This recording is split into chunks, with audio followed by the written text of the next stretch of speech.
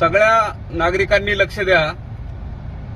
सध्या गॅसच्या वितरणात थोडा तुटवडा येत असल्यामुळे सर्वांना लाईनला उभं राहावं लागत आहे आणि नवीन सिस्टमनुसार ओटीपी आल्यानंतरच आपल्याला नवीन गॅसची डिलिव्हरी दिली जात आहे। परंतु या गोष्टीचा फायदा सायबर फ्रॉडवाले लोक घेऊ शकतात।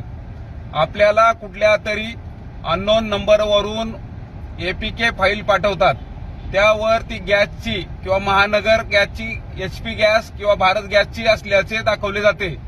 ज्यावेळेस आपण अशी एपीके फाईल ओपन कराल तर तुमचा मोबाईल हॅक होऊन जाईल। तरी कोणी नागरिकांनी अशा येणाऱ्या एपीके फाईल डाउनलोड करू नका। अशी कुठलीही एपीके फाईल कोणतीही गॅस कंपनी पाठवत नाही।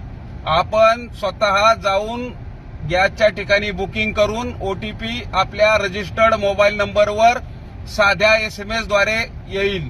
तरी कोणीही नागरिकांनी एपीके फाईल डाउनलोड करू नका। रोकठोक महाराष्ट्राला सबस्क्राईब करा आणि बेल आयकॉनवर क्लिक करायला विसरू नका।